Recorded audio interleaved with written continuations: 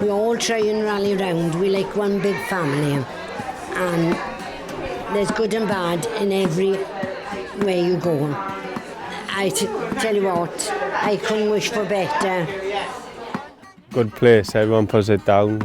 They say it's a bad place, but it's not. It's really nice people here. Just love the Gurnos.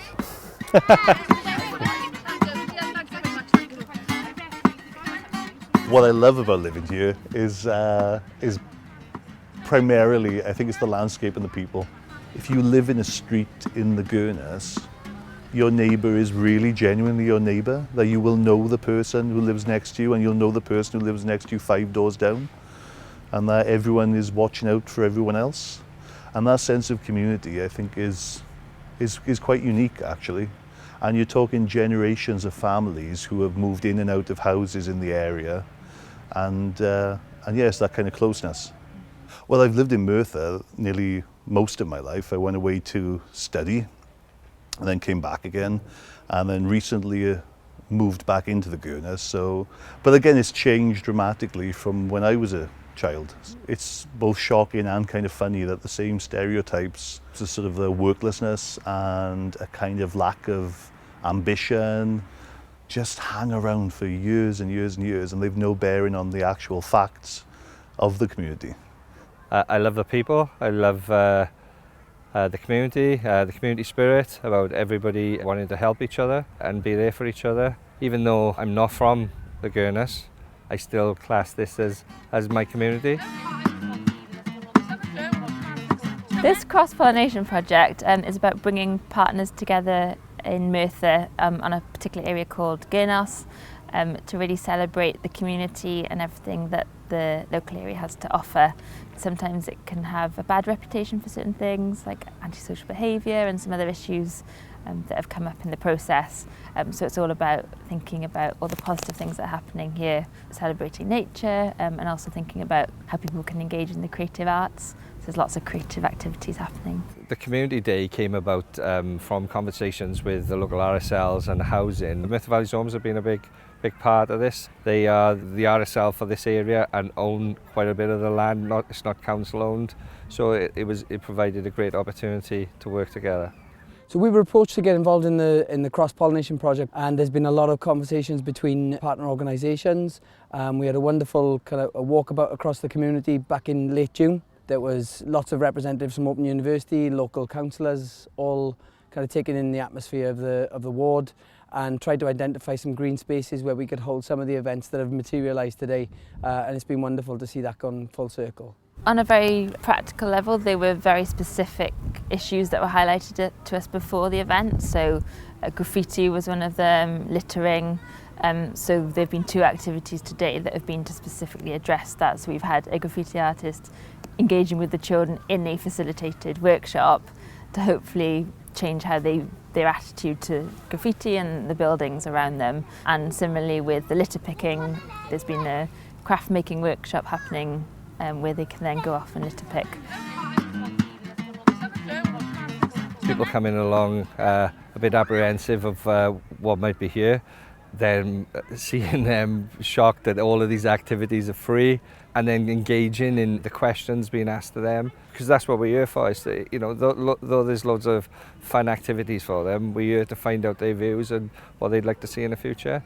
The project I'm doing is a tree sculpture that incorporates all the feelings of the community and the students I work with. By focusing the work, as we have done, on the positives of the area, it's become apparent that many of the negative kind of feelings they have are just from stereotypes, not from their actual experiences now.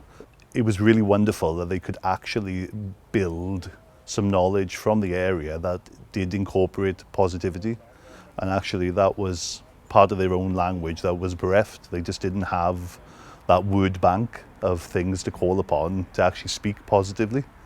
But yeah, the project has really opened up a lot for them in terms of how they can positively interact with their environment and then make visual art based on that.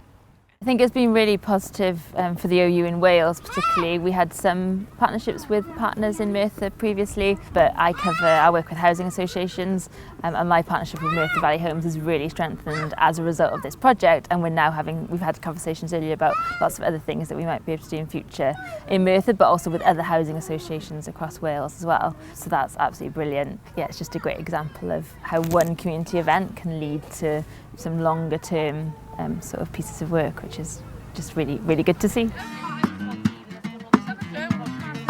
Our aspirations as Healthy Hillsides is that we hope to see an area that has a reduced wildfire issue, and that in turn means a reduced antisocial issue. With that then, we create an area where residents have pride in their green spaces, not only in open green spaces, but also their small green spaces, you know, verges, stuff like that. So anywhere they go that is interacting with nature is safe and good for their well-being.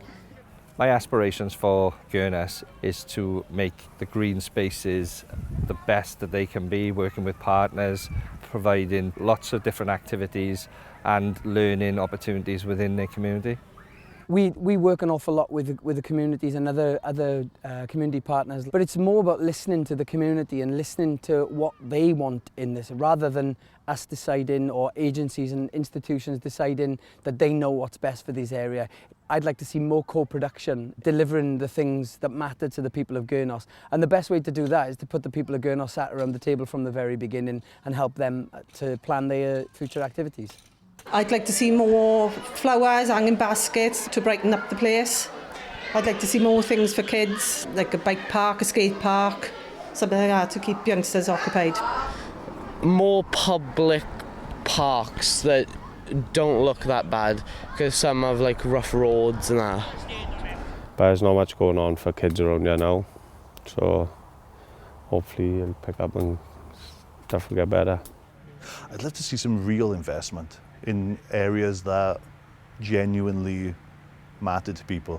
To me anyway, there's a lack of jobs that are suited to the kind of workforce that's in the area.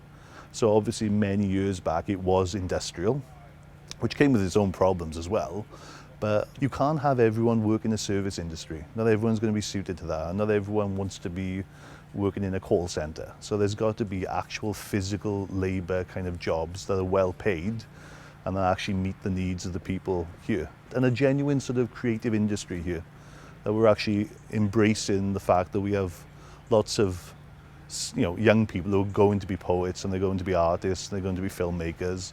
So where's the local investment in that kind of area? There's so much possibility here and so much untapped potential that we should probably spend a bit more time focusing on that.